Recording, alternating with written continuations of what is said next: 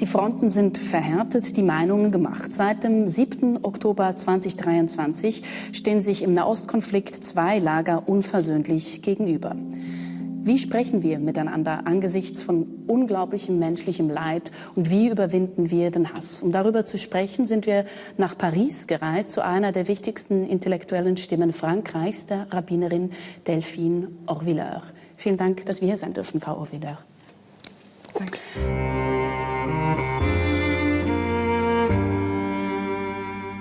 Sagen Sie, Frau Orvilleur, was macht Ihnen derzeit denn am meisten Hoffnung? Das ist nicht immer gleich. Die Hoffnung zeigt sich nicht jeden Tag. Ich bin ja eigentlich von Natur aus ein optimistischer Mensch. Und doch teile ich mit vielen anderen Menschen seit einigen Monaten das Gefühl, in einen dunklen Tunnel geraten zu sein. Natürlich geben mir meine Kinder Hoffnung, teilweise die neue Generation, manchmal aber auch, und das ist vielleicht paradox, die ältere Generation.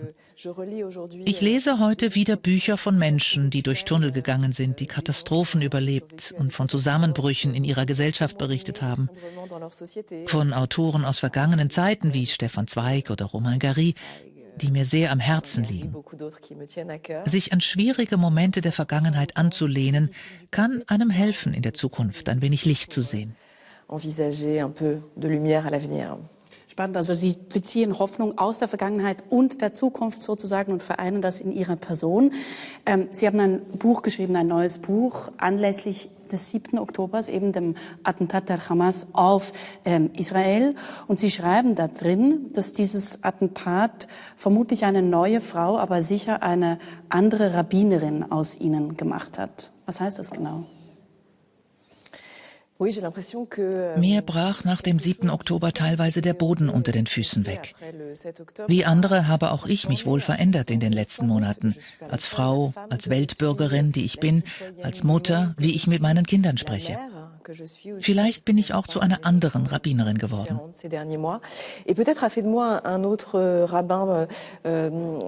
Als Rabbinerin hat man eine seelsorgerische, begleitende Funktion.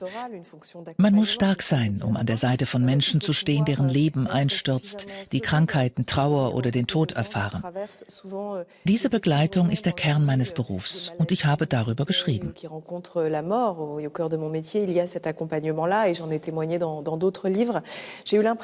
Mein Zusammenbruch und die Verletzung, die ich nach dem 7. Oktober spürte, führten zu einer besonderen Verbindung zwischen den Menschen, die ich begleitete, und mir. Ihre Trauer war das Echo meiner Trauer. Im Buch erzähle ich das Beispiel von Rose, einer Frau, die mich nach dem 7. Oktober kontaktierte. Sie lag im Sterben und sie hat mir sehr viel bedeutet in den letzten Monaten. Eine sehr schöne Geschichte, ja. Sie litt an der schrecklichen Nervenerkrankung Morbus Charcot-Marie-Tooth. Sie wandte sich an mich in ihrer letzten Lebensphase.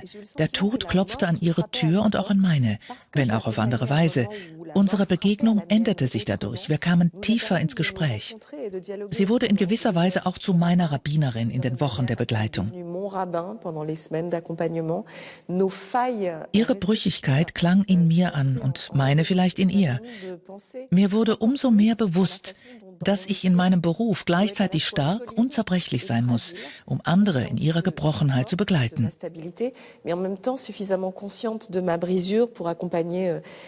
Tatsächlich fühle ich mich heute besonders brüchig. Ich bin damit nicht allein.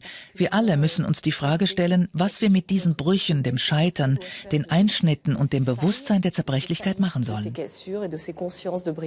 Genau, was machen wir damit und deshalb auch, wie finden wir gemeinsam wieder ins Gespräch? Und das ist etwas, das Sie stark beschäftigt in diesem Buch, weil Sie beschreiben das Gefühl, dass es beinahe unmöglich wurde, miteinander zu sprechen, auch die richtigen Worte zu finden. Und ich zitiere Sie gerne ganz kurz: In Zeiten des Krieges zu sprechen, ist beinahe eine unmögliche Mission, sagen Sie. Was würden Sie denn sagen, macht die Verständigung so unheimlich schwierig? Kriegsexperten wissen, dass in allen Kriegen zuallererst die Brücken bombardiert werden. Stets baut man im Krieg höhere und stärkere Mauern und zerstört die physischen Brücken, die Verbindung zwischen den Welten. Aber es werden auch die Menschen angegriffen, die sich auf das Bauen von Brücken verstehen. Menschen, die es sich zum Ziel gesetzt haben, Verbindungen zu anderen Menschen, zum anderen zu knüpfen. Genau das habe ich nach dem 7. Oktober stark empfunden. Zuerst und vor allem zielt man auf Menschen ab, die einen Dialog hätten ermöglichen können.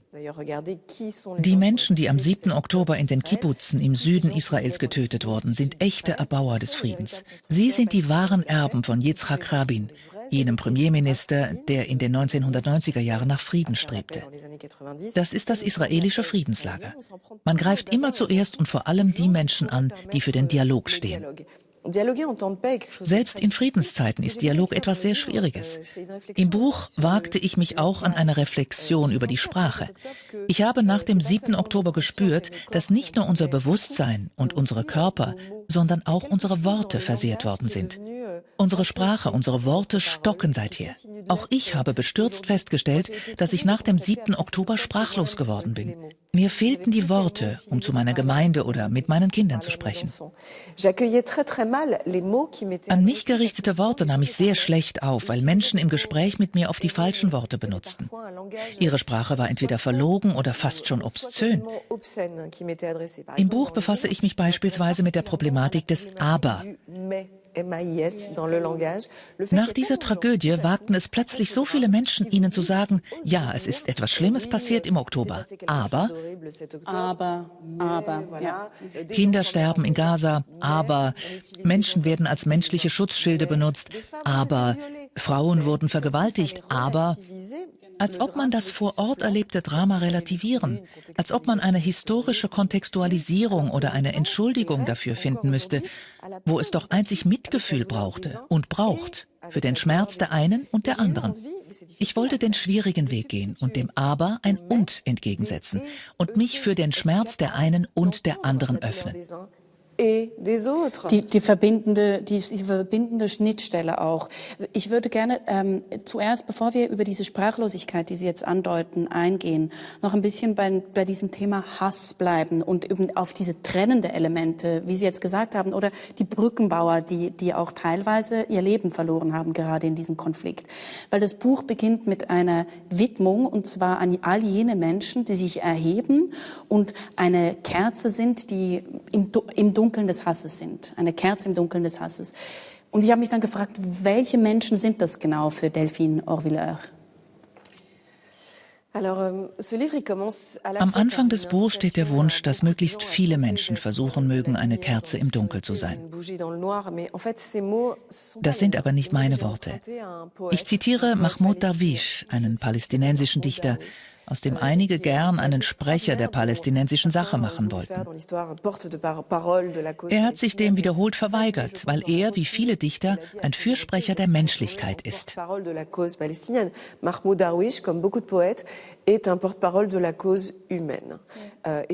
wollte das Buch mit Worten der Poesie umhüllen. Mahmoud Darwish eröffnet das Buch und die Poesie von Yehuda Amichai, einem israelischen Dichter, schließt es. Ich glaube mehr denn je an die Macht der Worte. So haben Dichter für mich besondere Fähigkeiten, uns zu besänftigen. Das mag in diesem Kontext des Todes, der uns umgibt, naiv oder albern erscheinen.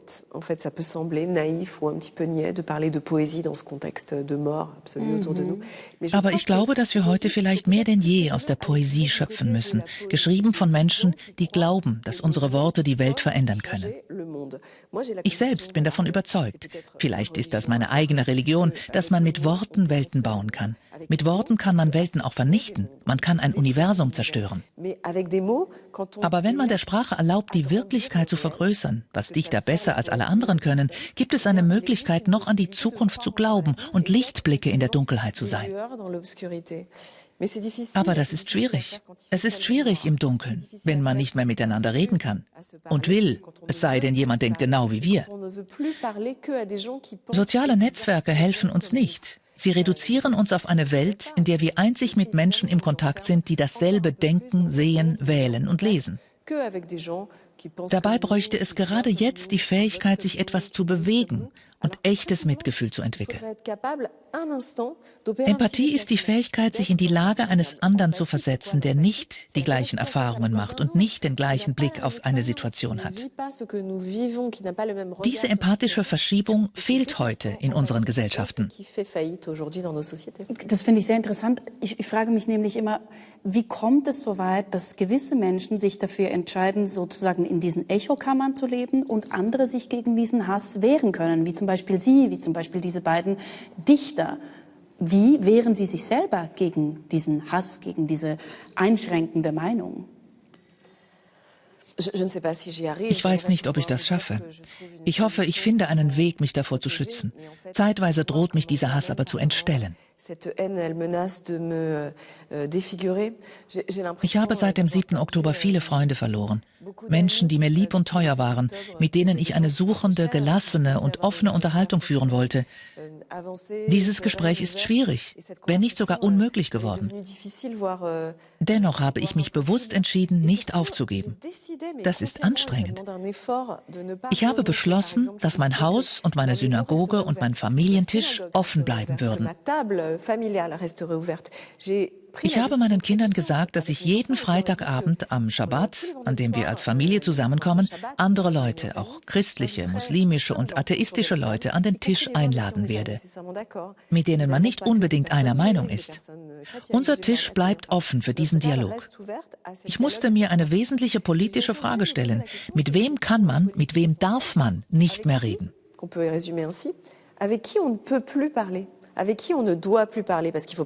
In einer Zeit solcher Polarisierung darf man nicht naiv sein. Es gibt Menschen, die eine moralische Linie überschreiten, mit denen man nicht mehr sprechen kann, ohne sich moralisch schuldig zu machen. Mein Grundsatz mag nicht sehr ehrgeizig klingen. Er lautet, dass ich mit jedem spreche unter der Bedingung, dass der andere mein Existenzrecht nicht mit Füßen tritt. Das mag minimal klingen. Das ist die Grenze der Toleranz sozusagen dann. Das Gespräch wird unmöglich, wenn mir der andere mein Existenzrecht abspricht. Man sollte denken, dass man mit dieser minimalistischen Regel weiterhin mit jedem reden kann. Aber leider zeigt sich heute sehr deutlich, dass es Menschen gibt, die angesichts des fernen Konflikts in ihrem Diskurs Hass schüren und ihr Recht auf Existenz abstreiten. Auf Demonstrationen ertönt typischerweise der Slogan "From the river to the sea, Palestine will be free."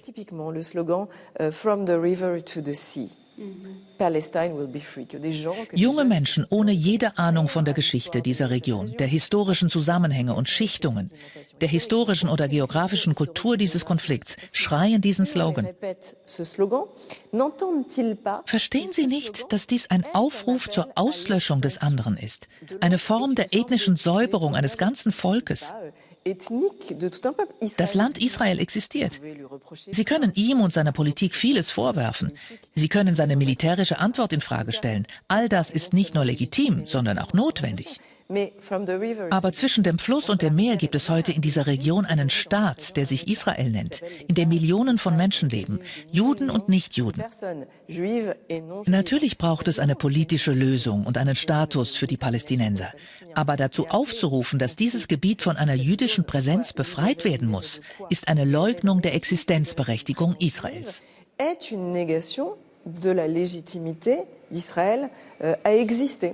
Ich sehe das absolut, was Sie gerade sagen. Ich würde aber gerne noch mal kurz auf die Worte von Mahmoud Darwish zurückkommen, auf dieses Licht im Dunkeln des Hasses. Weil ich habe mich gefragt, ob es denn eigentlich so ist, dass Hass immer den Horizont verdunkelt und ob es nicht auch solchen Hass gibt, der uns klarer blicken lässt, gerade angesichts eben dessen, was derzeit im Nahen Osten geschieht, das unfassbare Leid dieser Menschen dort.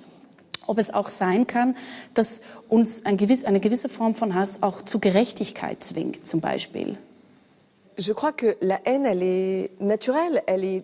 Hass ist etwas ganz Natürliches. Jeder Mensch empfindet ihn irgendwann in seinem Leben. Hass, das Gefühl von Ungerechtigkeit, Wut und Zorn, die mit Trauer einhergehen. Es gibt in diesem Teil der Welt so viel Schmerz, Ungerechtigkeit und Trauer, die sich überlagern und unglaublich komplex sind. Sich fernzuhalten und versuchen, die Wogen zu glätten, hilft bei der Lösungssuche nicht. Gleichzeitig muss man sich davor hüten, vom Hass in eine Vereinfachung der Debatte getrieben zu werden und eine einfache Lösung herbeizaubern zu können.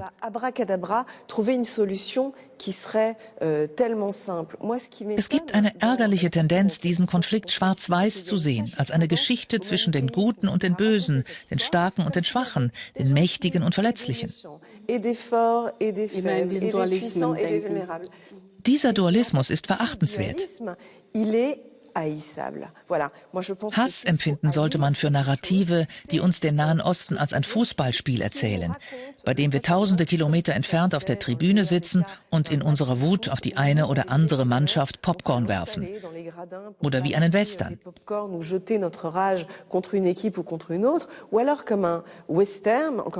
Eine solche manichäische Sichtweise wird der historischen Realität dieses Konflikts nicht gerecht. Natürlich muss man Frieden und Gerechtigkeit anstreben. Man muss sich auch bewusst sein, dass es in dieser Region der Welt keine perfekte Gerechtigkeit geben kann.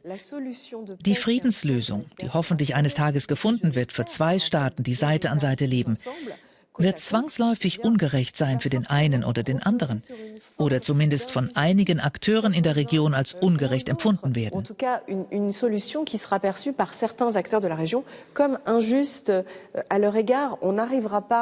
Für sie wird es keine vollkommene Gerechtigkeit geben, genauso wenig wie für die Nachkommen von Hunderttausenden von Vertriebenen aus dieser Region, die nie zurückkehren werden. Die Geschichte schreitet voran. Die Geschichte der Menschheit lehrt uns, dass Frieden immer aus Kompromissen entsteht, die tatsächlich immer auch ungerecht sind. Wenn man also einen Hass kultivieren will, dann den auf dumme Vereinfachungen, auf ein Schwarz-Weiß-Denken, das uns noch tiefer in eine unlösbare Wut verstrickt.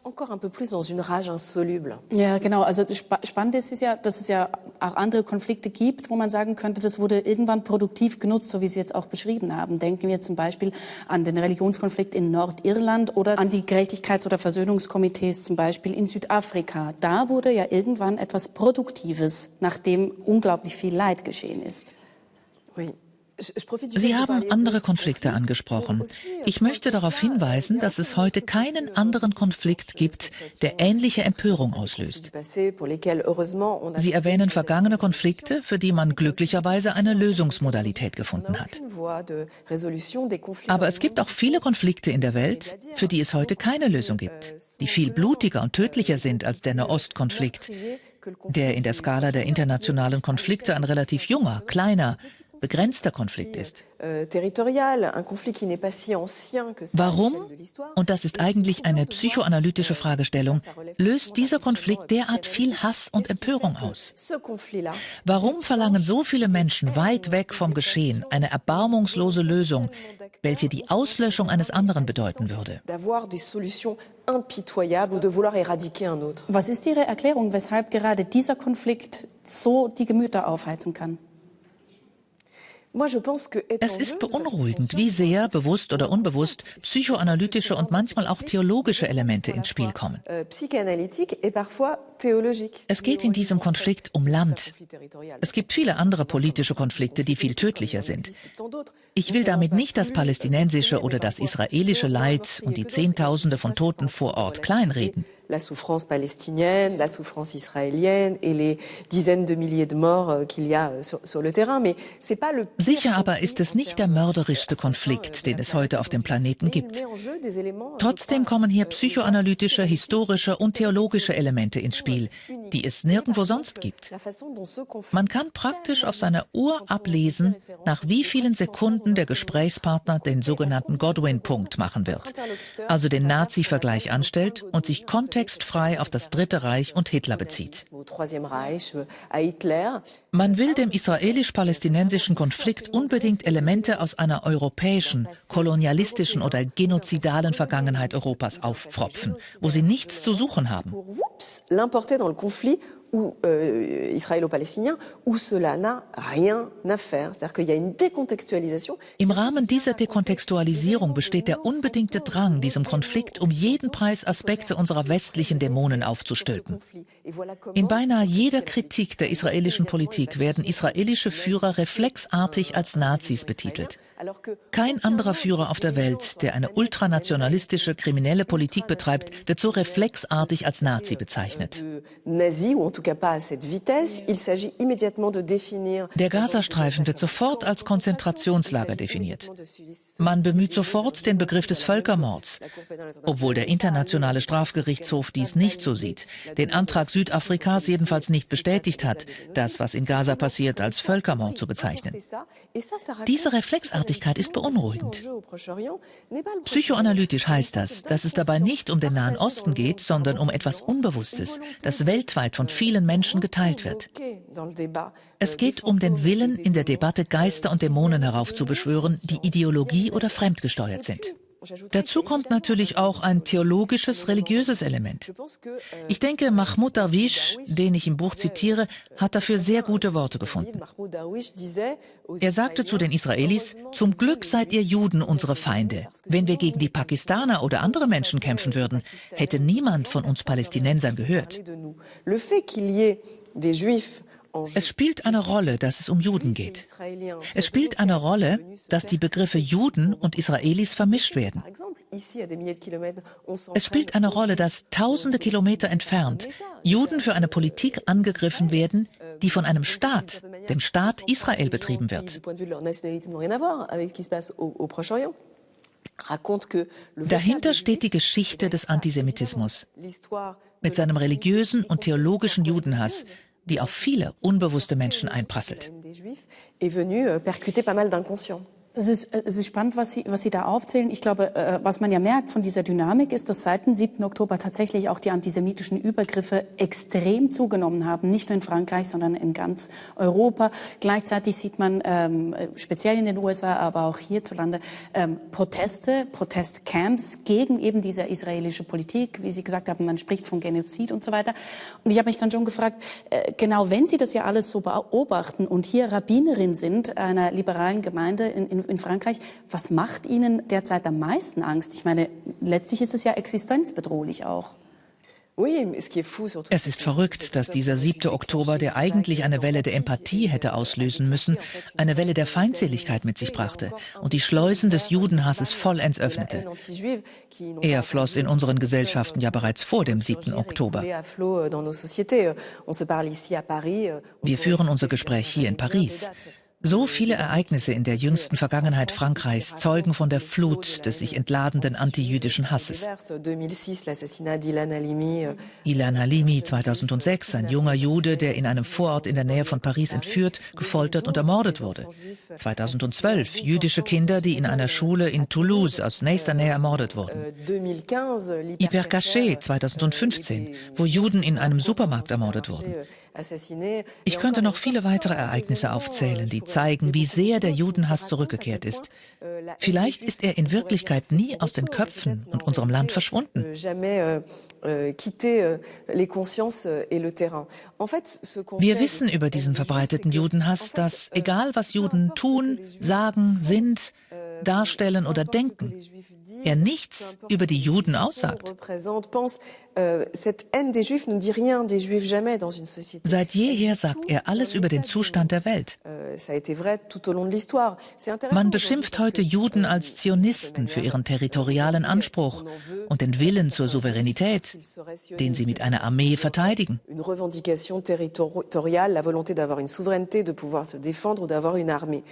Im letzten Jahrhundert nahm man ihnen das Gegenteil übel.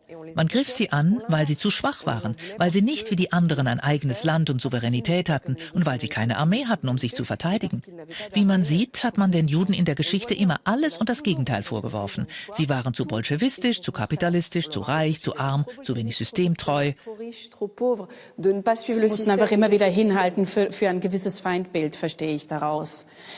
Ich möchte das aber noch an einen gewissen Punkt hinführen, weil Sie haben es zu Beginn des Gesprächs auch gesagt, Sie sind auch Mutter. Sie haben 3 Kinder und im Buch erzählen Sie, wie Sie nach dem 7. Oktober plötzlich bei Ihrem Sohn beim Fußballspiel die Kette sehen, den Davidstern, und merken, das ist gefährlich. Und Sie sagen ihm, bitten ihn, dass er diese Kette ausziehen soll. Das war ein schwieriges Kapitel im Buch, weil mich die Sache sehr aufgewühlt hat. Am Tag nach dem 7. Oktober ging mein Sohn wie jeden Sonntag zum Fußballspielen und schickte mir dieses Video, in dem er ein Tor schoss.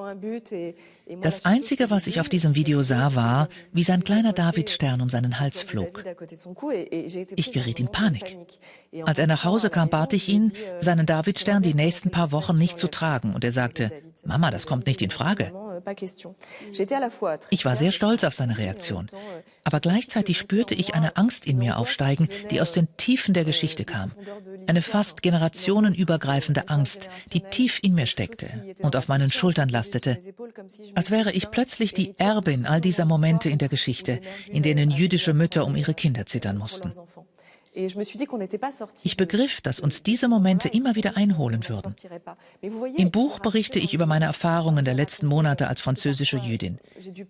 Die Polizei, die mich auffordert, meinen Namen vom Briefkasten zu entfernen, die mir rät, meinen Namen zu ändern, wenn ich im Restaurant einen Tisch bestelle, die mich davor warnt, eine tägliche Routine einzuhalten.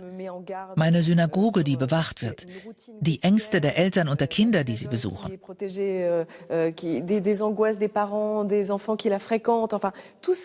All das ist zu meinem Alltag, meiner Normalität als Rabbinerin und französische Jüdin geworden. Ich erzähle das nicht, um Mitleid zu heischen oder einen Opferwettbewerb zu veranstalten, bei dem es darum geht, festzustellen, wer am meisten gelitten hat. Viele Menschen in unserer Gesellschaft leiden. Es geht nicht um einen Wettbewerb. Aber wenn ich als französische Staatsbürgerin davon berichte, höre ich sofort, es gibt noch andere, die leiden oder was ist mit dem Leid der Palästinenser? Es ist absolut surreal. Als ob ich für das Leiden im Nahen Osten nicht empfänglich wäre. Als wäre das palästinensische Leiden das Einzige, das es wert ist, erzählt zu werden. Oder als würde dieses Leiden rechtfertigen, dass meine Kinder und ich unter Polizeischutz stehen. Das ergibt keinen Sinn. Mein Aufruf zu mehr Mitgefühl ist keine Aufforderung an die Menschen, Mitleid mit mir zu haben oder mich als Opfer zu sehen.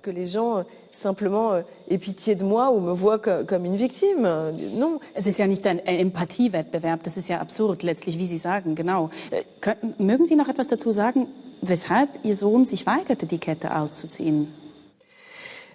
Vielleicht müsste man ihn selbst fragen.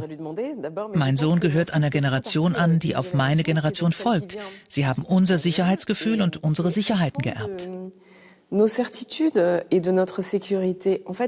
Ich bin in den 80er und 90er Jahren in Frankreich aufgewachsen und habe mich sehr lange in Sicherheit gewähnt.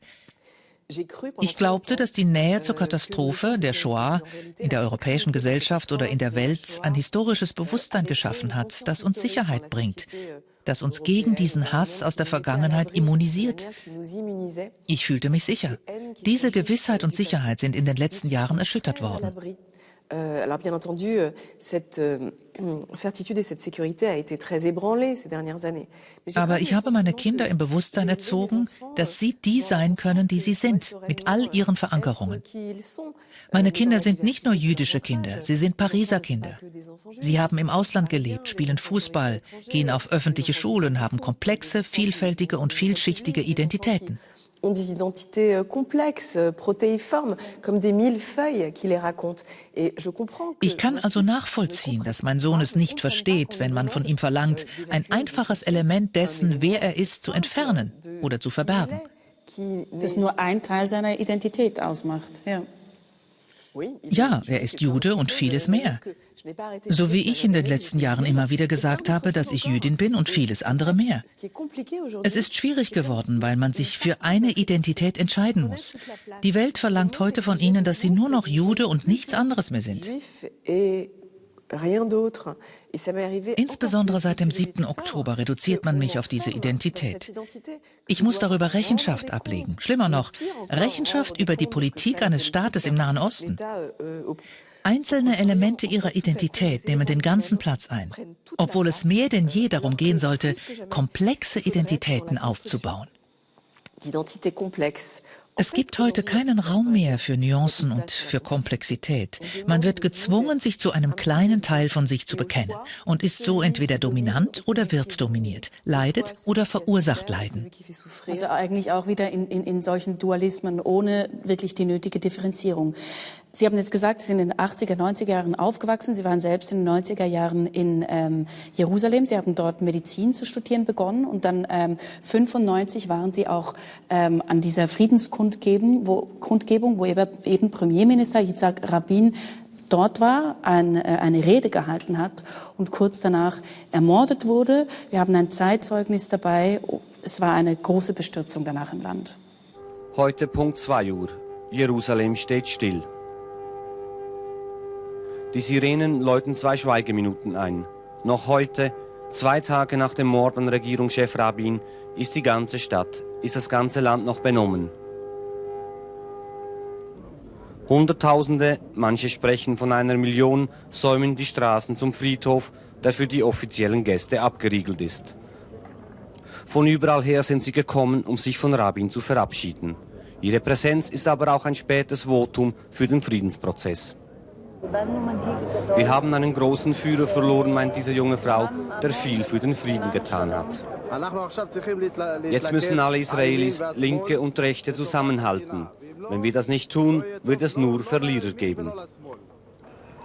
Zur gleichen Zeit in Ostjerusalem, im palästinensischen Teil der Stadt. Wie überall wimmelt es auch hier von Sicherheitskräften. Es gilt Unruhen oder gar Terrorakte zu verhindern. Gerade heute wäre jede Art von Gewalt aber mehr als fatal. Doch die Stimmung ist außerordentlich friedlich. Auch viele Palästinenser sind traurig. Rabin ist jetzt bei Gott, er war ein guter Mensch. Und in diesem Ostjerusalemer Elektrofachgeschäft sind alle Fernsehapparate auf die Übertragung der Zeremonie eingestellt. Was denken die Palästinenser beim Anblick dieser Bilder? Wir brauchen den Frieden. Israelis und Palästinenser wollen Frieden. Und Rabin war der Mann, der diesen Weg eingeschlagen hat. Später am Nachmittag, Rabin ist beigesetzt. Doch viele Menschen bleiben in der Umgebung des Friedhofs. Die prominenten Besucher hingegen brechen auf. Viele fliegen noch heute Abend zurück. Herr Bundeskanzler, wie haben Sie die Beerdigung erlebt? Mit großer Bewegung. Es ist ein schlimmer Tag. Ich kann hoffen und beten, dass das, was Yitzhak Rabin wollte und wofür er ja gestorben ist, Frieden, endlich Frieden in dieser Region, dass das dennoch Wirklichkeit wird. Es ist nun fast 30 Jahre her. Man war damals eigentlich sicher, dass der Frieden kurz bevorstand. Was ist aus diesem Traum geworden? Er ist eingeschlafen. Dabei fühlte er sich so real an. Beim Betrachten dieser Bilder erinnere ich mich daran. Ich wohnte in der Straße, die in der Reportage zu sehen ist. Sie führt zum Militär- und Nationalfriedhof, auf dem Rabin beerdigt wurde. Ich sah an jenem Tag all die Staatskarossen vorbeifahren. Und mir war klar, dass diese Staatsoberhäupter nicht nur gekommen waren, um einen Premierminister zu beerdigen. Sie waren gekommen, um einen Friedensprozess zu beerdigen. Wir hatten daran geglaubt. Und dann brach alles in einem Augenblick zusammen. Der Terror der Hamas explodierte. Die Busse in Jerusalem explodierten Woche für Woche. Und ein paar Monate später kam Benjamin Netanyahu an die Macht. Angesichts der Ereignisse war das leider nicht überraschend, aber es bedeutete das Ende der Hoffnungen. Wir haben uns alle gefragt, und ich tue es bis heute, ob wir zu naiv gewesen sind. Für uns lag der Frieden in greifbarer Nähe. Es kam anders. Wir stürzten in die Dunkelheit. Paradoxerweise gibt mir dieser Gedanke manchmal Hoffnung. Es mag seltsam klingen, aber vielleicht könnte der Friede gerade jetzt kommen, wo wir uns so weit wie nie von ihm entfernt haben.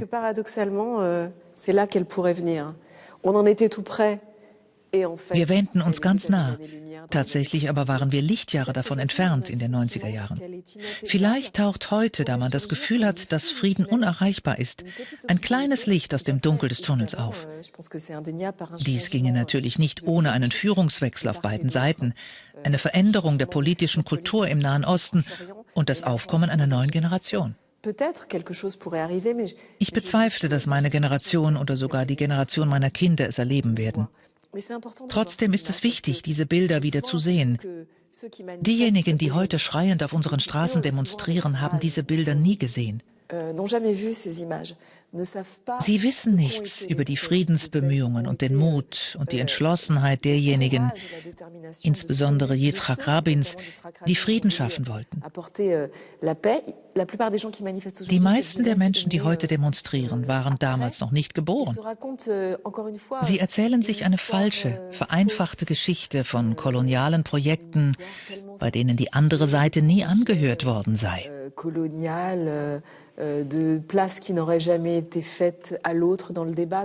90er Jahre zeugen von anderen Dingen. Wir müssen schauen, wie wir diese Hoffnung wieder zum Leben erwecken. Man muss dazu vielleicht noch sagen, das war ja ein rechtsradikaler jüdischer Extremist, der Rabin ermordet hat. Das war nicht jemand von der palästinensischen Seite. Sie sind danach auch wieder zurück nach Frankreich gereist. Ist es richtig interpretiert, dass Sie damals eigentlich auch aus einer verlorenen Hoffnung zurückgegangen sind? Sie waren ja auch Teil der Friedensbewegung, haben sich sehr stark eben auch für eine Zwei-Staaten-Lösung und für die Anerkennung der Rechte der PalästinenserInnen eingesetzt. Ja, das war die Welt, in der ich mich bewegte, als ich in Israel lebte. Es war eine völlig andere Zeit. In den 70er Jahren war ich Mitglied der Friedensbewegung, die sich sehr für den jüdisch-arabischen Dialog einsetzte. Das tue ich immer noch, aber natürlich auf andere Weise. Die Geschichte nahm dann einen anderen Verlauf. Zurück in Frankreich wurde ich Journalistin. In dieser Rolle wurde ich ein paar Jahre später auch wieder im Nahen Osten tätig. Es war eine andere Zeit in den 2000er Jahren. Die zweite Intifada brach aus. Eine neue Art der Verzweiflung umgab uns.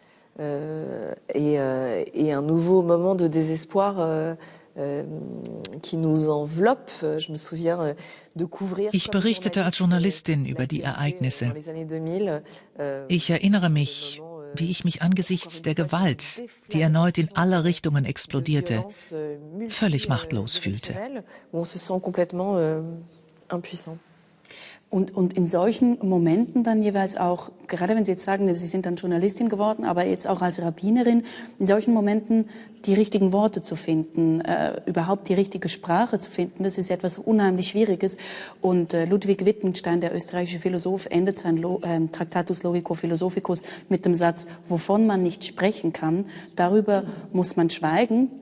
Sie haben mich gefragt, was ist denn Ihrer Erfahrung nach eigentlich die Grenze der Sprache? Wo erreicht sie ihre Grenze? Die Sprache stößt schnell an ihre Grenzen, weil sie per Definition begrenzt ist. Und doch haben wir kein anderes Werkzeug. Man darf nie aufgeben. Man muss sich immer bemühen, im Gespräch zu bleiben. Ich erlebe die Grenzen der Sprache ständig im interreligiösen Dialog, der auch ein Teil meiner Arbeit als Rabbinerin ist. Ich spreche oft mit Christen und Muslimen über unsere unterschiedlichen religiösen Ansichten. Es geht dabei glücklicherweise nicht nur um den Nahen Osten und seine Dramen, sondern vor allem um unser Nichtverstehen.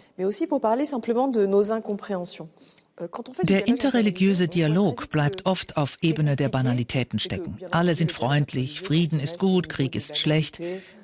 Das ist nett, bringt einen aber nicht wirklich weiter.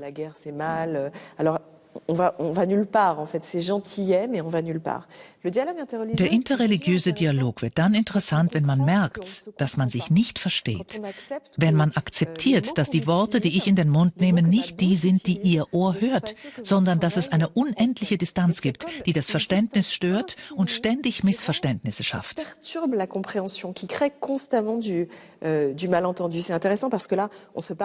Wir sprechen hier dank einer Dolmetscherin in unterschiedlichen Sprachen miteinander. Aber eigentlich wissen wir ja, dass eine Übersetzung per Definition nie perfekt ist und es in unserem Gespräch zwangsläufig zu Missverständnissen kommt. Aber genau weil wir uns nicht sicher sind, ob wir einander vollständig verstehen, nähern wir uns einander an.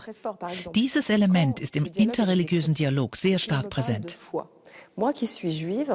Wenn Christen vom Glauben sprechen, verstehe ich als Jüdin nicht genau, was sie meinen, weil dieses Wort in der Sprache meines jüdischen Glaubens nicht so vorkommt. Wenn ich als Jüdin von Gebot spreche, weiß ich genau, dass mein Gesprächspartner, ob Christ oder Muslim, nicht genau versteht, was ich meine. Wenn ein Muslim mit mir über Unterwerfung spricht, verstehe ich nicht genau, was er mit diesem Wort meint. Wir leisten also permanent eine Übersetzungsarbeit, die zu Missverständnissen führt, die uns zwingt, unsere Sprache zu verfeinern und zu perfektionieren. Alle Konflikte haben hier ihre Wurzel. Unsere Sprache und unser Verstehen sind begrenzt. Aber wir haben kein anderes Werkzeug als dieses. Es ist spannend, weil Sie in diesem Buch ja auch darüber nachdenken, eben, wie kann man denn eigentlich noch sprechen oder welche Worte gibt es noch, um gewissen Schmerz auch mitzuteilen? Und da sprechen Sie irgendwann vom Jiddischen oder Sie verwenden das Jiddische immer wieder, die Sprache auch Ihrer Großeltern. Weshalb ausgerechnet diese Sprache? Für mich ist das Jiddische die gebrochene Sprache schlechthin. Natürlich hat sie eine Grammatik und den Wortschatz und den Reichtum vieler anderer Sprachen, aber durch die Art und Weise, wie sie weitergegeben wurde, ist sie vielschichtig, zusammengesetzt aus vielen Elementen, bereichert durch den Kontakt mit dem Russischen, dem Deutschen, dem Französischen und dem Hebräischen. Mehr als bei anderen Sprachen überlagern sich im Jiddischen die verschiedenen historischen Schichten, Risse und Begegnungen mit dem anderen. So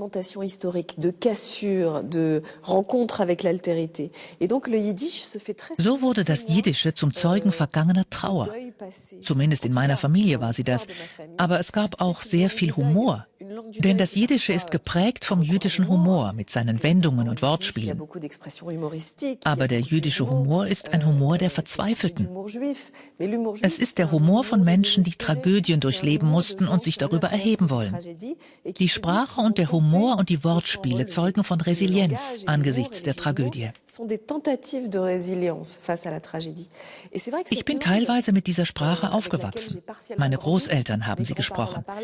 Ich habe sie nicht wirklich verstanden, aber sie verwob sich auf ganz besondere Weise mit meiner Geschichte und hat seit einigen Monaten, insbesondere seit dem 7. Oktober, ein großes Comeback hingelegt.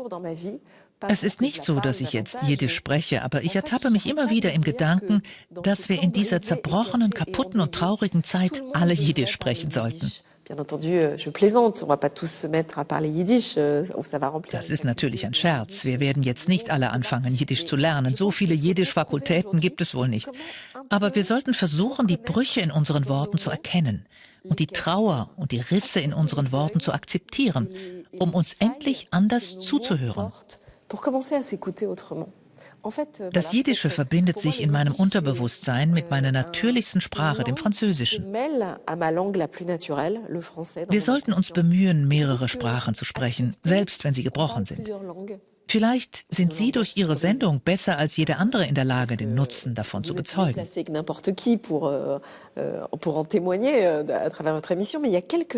Eine Polyphonie der Sprachen, eine Mehrsprachigkeit macht uns tatsächlich intelligent, im eigentlichen Sinne des Wortes. Intelligenz kommt vom lateinischen interlegere, der Fähigkeit, dazwischen zu lesen. Man ist intelligent, wenn man in mehreren Welten zu Hause ist, wenn man mehrere Lesarten, mehrere Sprachen kennt, wenn man eine Zwischenwelt und eine Zwischensprache hat, die einen größer machen. Dieses zwischen den Welten changieren, auch zwischen den Zeilen lesen, ist, glaube ich, auch das, weshalb Humor oft funktioniert. Und eben, Sie haben jetzt gerade gesagt, dieser jüdische Humor, der ist Ihnen auch wichtig. Und ich habe gelesen, oder das ist auch ein eine Umgangsform mit dem Hass, könnte man sagen. Und ich habe gelesen, dass Sie der damaligen französischen Bildungsministerin Najat Vallaud-Belkacem vorgeschlagen haben, den Antisemitismus zu bekämpfen, indem man Kurse anbietet in jüdischem Humor. Ist das Ihr Ernst? Ja, das war ein sehr ernst gemeinter Vorschlag, der jedoch vom Ministerium nicht berücksichtigt wurde. Natürlich habe ich ein wenig gefrotzelt, aber bestimmte Aspekte des jüdischen Humors könnten durchaus hilfreich sein. Heute gibt es einen veritablen Opferwettbewerb unter Menschen, die sich über ihren Schmerz auslassen. Viele Menschen fühlen sich herabgestuft und tun sich schwer mit jeder Selbstironie, der Fähigkeit, über sich selbst zu lachen. Ganz anders im jüdischen Humor. Der jüdische Humor beruht auf 3 Hauptpfeilern. Sich über Wörter lustig machen, das heißt Wortspiele, sich über sich selbst lustig machen und sich über Gott und die Religion lustig machen. Es wäre schön, wenn wir diese 3 Aspekte in unserer Gesellschaft etwas höher halten, unsere Sprache hinterfragen und uns ein wenig mehr über uns selbst lustig machen könnten. Wir wissen, was uns die Unfähigkeit, uns über Religion und über Gott lustig zu machen, gebracht hat. Den Terrorismus. Auch als Französin lege ich sehr viel Wert auf die Pflicht unserer Religionen zur Selbstironie.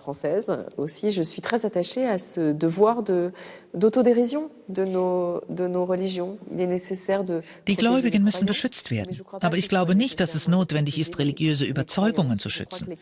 Wir sollten sie im Gegenteil öfter hinterfragen, insbesondere innerhalb unserer religiösen Traditionen. Wir sollten unsere Dogmen in Frage stellen und über uns selbst lachen können. Gibt es einen Lieblingswitz von Ihnen? Sie möchten einen jüdischen Witz hören? Ich habe so viele. Einen mag ich besonders, weil er auf zwei der von mir genannten Pfeilern steht, nämlich der Selbstironie und dem sich gleichzeitig über Gott lustig machen. Eine jüdische Mutter geht mit ihrem kleinen Sohn, nennen wir ihn Moshe, am Meer entlang spazieren. Plötzlich kommt eine sehr starke Welle und reißt ihren Sohn mit sich in die Fluten. Die Mutter ist verzweifelt, sie weint, sie schreit und sagt zu Gott, gib mir mein Kind zurück, gib mir mein Kind zurück. Dann geschieht ein Wunder.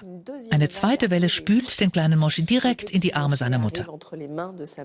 Sie ist gerührt, weint, umarmt das Kind, glücklich, ihren kleinen Sohn wiederzuhaben. Dann wendet sie sich an Gott und sagt, sag mal, hatte er nicht eine Mütze auf?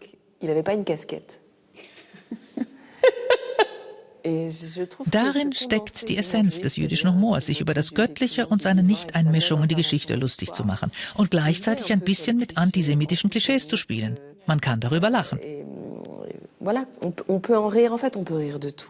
Eigentlich kann man über alles lachen. Das sagt man oft, aber man kann nicht mit jedem lachen.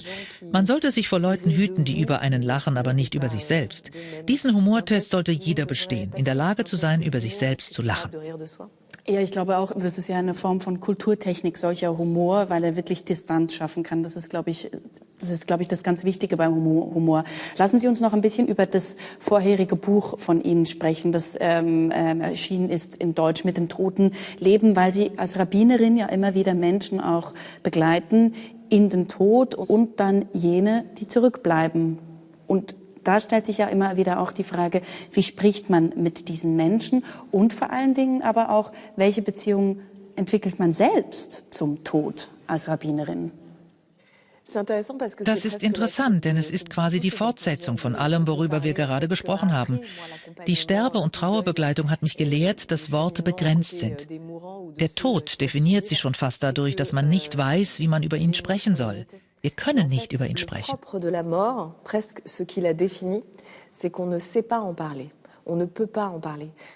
Wir alle kennen das. Man findet nie die richtigen Worte, wenn man ein Sterbehaus betritt.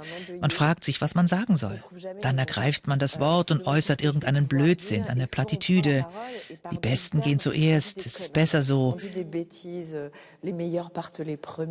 wir alle. Ja. Darin zeigt sich unsere Unbeholfenheit mit der Sprache. Vor allem aber die Tatsache, dass wir nicht über den Tod sprechen können. Das Einzige, worüber wir sprechen könnten, ist das Leben. Durch die Begleitung von Sterbenden und Trauernden habe ich gelernt, dass man sich vor allem bemühen muss, davon zu erzählen, wovon ihr Leben erfüllt war, was ihr Leben ausmachte. Es geht nicht darum, sie zu Superhelden oder Heiligen mit übermenschlichen Eigenschaften zu stilisieren, sondern von ihrer Menschlichkeit zu erzählen, von ihren Erfolgen und ihrem Scheitern, von ihrer Größe, aber auch von ihrer Mittelmäßigkeit. Rendez-vous réussis et de rendez-vous loupés fut pleine de grandeur, mais aussi parfois de médiocrité. Ich will darüber sprechen, dass unser Leben aus Erfolg und Misserfolg besteht, komplex und vielfältig ist. Ich will vom Lebendigen, der Verbindung unter den Lebenden und der Heiligkeit des Lebens, das bleibt, erzählen. Das ist der Kern meiner Arbeit. Dabei hilft mir der Reichtum der uralten jüdischen Weisheit. Sie ist nicht besser als eine andere, aber sie ist geprägt durch eine besondere Erfahrung mit der Trauer. Die jüdische Tradition hat viele Tragödien, Trauer und schwarze Tunnel in ihrer Geschichte erfahren und so eine gewisse Meisterschaft zur Resilienz entwickelt.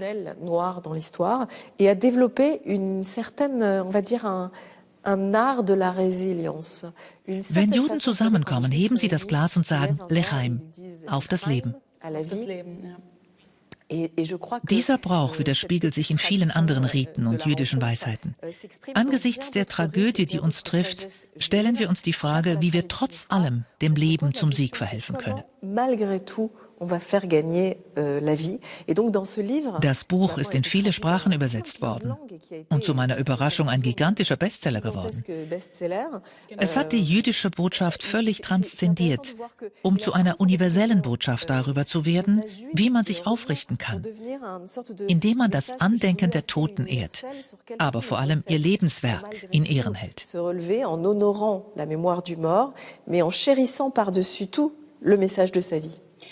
Ich habe mich einfach gefragt, wenn der Tod, das werden Sie bestimmt oft gefragt, oder? Wenn der Tod so präsent ist im eigenen Leben, wie fühlt sich das an, die Begleiterin von Trauer und Trauernden zu sein? Ich stelle mir diese Frage eigentlich nicht. Ich habe dieses Buch geschrieben, weil der Tod in meinem Leben tatsächlich sehr präsent ist. Ich verbringe viel Zeit auf Friedhöfen, in Krankenhäusern und Sterbehospizen. Viele meiner Freunde fanden, ich sollte darüber schreiben, was das für mich bedeutet, welchen Einfluss es hat auf mich als Frau oder als Mutter. So entstand dieses Buch. Ich erzähle darin, dass ich in meinem Leben eine Art Schleuse oder Dekompressionskammer eingerichtet habe. Wenn ich von einem Friedhof nach Hause gehe, besuche ich auf dem Weg ein Museum, ein Café oder ein Restaurant oder kaufe mir etwas zum Anziehen. Solche manchmal sehr banalen Dinge helfen mir bewusst zu werden, dass das Leben und der Tod eng mit unserer Existenz verwoben sind.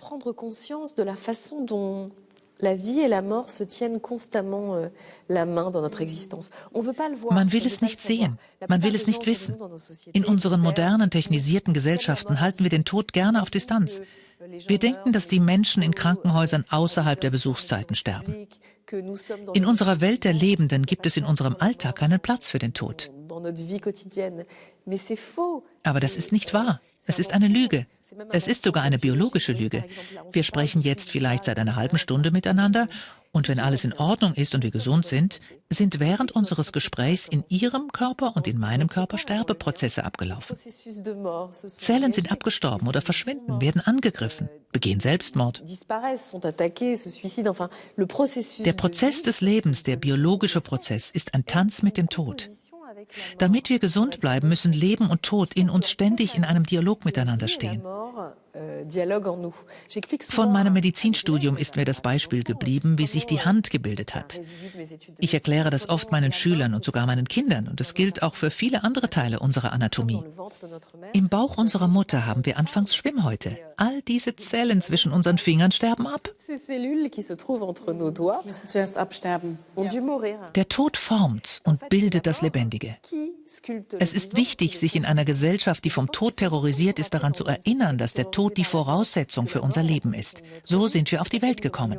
Aber das ist ganz spannend, was Sie jetzt erzählen, weil Sie schreiben irgendwo, dass Sie als Kind das Verbot hatten, auf Friedhöfe zu gehen. Ihre Mutter wollte das partout nicht. Ja, es gab ein traumatisches Erbe aus der Geschichte meiner Familie. Das Gefühl, dass der Todesengel, wie er in der jüdischen Mystik genannt wird, zu sehr um uns herum schlich und man ihn auf Distanz halten sollte. Gerade weil wir wussten, dass er da war und uns leicht besuchen konnte.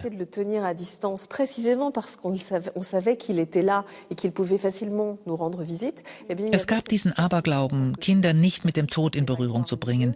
Das ist aber kein religiöses Gebot. Alle Kinder wissen fast instinktiv, dass der Tod lauert. Ich fand das immer schon faszinierend und erlebe es auch als Mutter von kleinen Kindern. Kinder spielen oft Geisterspiele. Sie verstecken sich hinter Vorhängen oder in einem Schrank, um einen Schauder zu empfinden.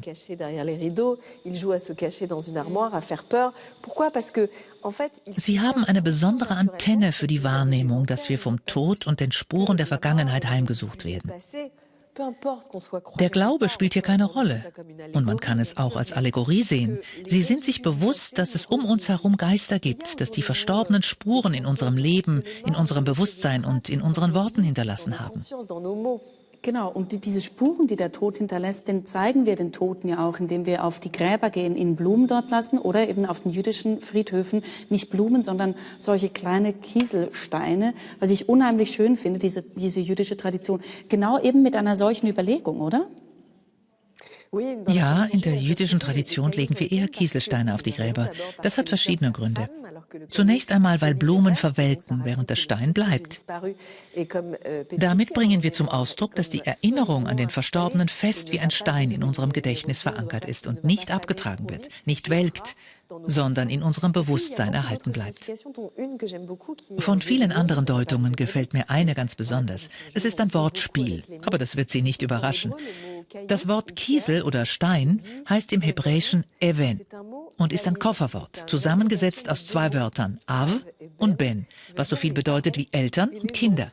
Stein wird im Hebräischen also als Elternkind ausgesprochen. Mit dem Stein auf dem Grab sagt man also zu der Person, die dort liegt, ich bin dein Nachkomme, ich bin wie eines deiner Kinder, ich bin Teil deiner Abstammung und Erbe dessen, was du in dieser Welt hinterlassen hast. Ja. Wir sind schon fast am Ende dieses Gespräches. Etwas würde mich zum Schluss noch interessieren. Sie kommen aus zwei ganz unterschiedlichen Familiengeschichten. Die eine ist, dass Sie eine Nachkomme sind von Überlebenden der Shoah. Auf der anderen Seite der Familie wurden die Menschen gerettet. Und da haben Sie sozusagen das positive Menschenbild, dass der Mensch empathisch sein kann. Auf der anderen Seite das Bild eben, dass der Mensch jedes Mal von Neuem dasselbe lernen muss, dass die alten Fehler begangen werden, die alten Feindbilder bestätigt. Was ist es für Sie, dass Sie in Ihrer Identität am meisten spüren? Wie gehen Sie mit diesen beiden Herzen in der Brust um?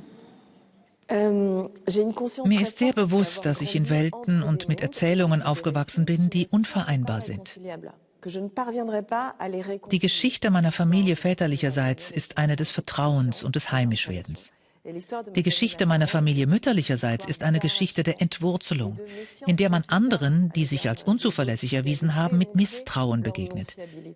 Ich fühlte schon sehr früh, dass ich meinen Weg zwischen diesen Erzählungen finden musste. In Gesprächen mit meinem Umfeld darüber wurde mir klar, dass es praktisch allen so geht. Viele von uns sind im Schatten unvereinbarer Geschichten aufgewachsen. Sie haben manchmal eine dieser Geschichten aus ihrem Erbe zum Schweigen gebracht, um eine andere zum Klingen zu bringen.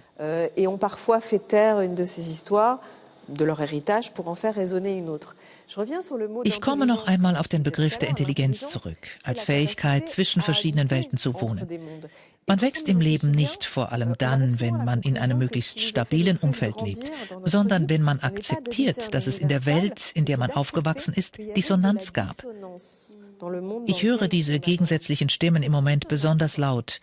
Sie trüben seit Monaten mein Bewusstsein und ich kann sie nicht zum Schweigen bringen. Depuis plusieurs mois, hurlent particulièrement fort et je ne peux pas les faire taire. Ich möchte dem Erbe eines Teils meiner Familie treu bleiben, Brücken bauen und dem anderen glauben und vertrauen, weil das meiner tiefen philosophischen Überzeugung entspricht. Aber ich kann diese anderen Stimmen nicht überhören. Ich schulde auch ihnen etwas. Auch sie haben mich geprägt. Wie schaffe ich es, dass diese Stimmen der Verzweiflung, Entwurzelung und der Trauer nicht sämtlichen Raum einnehmen? Sie sind in mir und ich kann sie nicht zum Schweigen bringen. Welche Übersetzungen werden Sie in meiner Biografie vornehmen? Welche Person werde ich morgen sein, wenn diese Stimmen in meinem Kopf so laut sprechen? Wie schaffe ich es, dass die Person, die ich morgen sein werde, nicht zulässt, dass diese Stimmen sämtlichen Raum einnehmen? Vielen herzlichen Dank für dieses Gespräch, Delphine. Au revoir. Merci à vous. Ja, wie finden wir in überhitzten Zeiten wieder zueinander? Schreibt uns eure Gedanken gerne in die Kommentare. Und wenn ihr mehr über Sterben und Tod erfahren wollt, hier drüben habe ich mit dem Zen-Meister Muonöke gesprochen. Und hier geht es zu einer Sendung zum Nahostkonflikt. Bis zum nächsten Mal.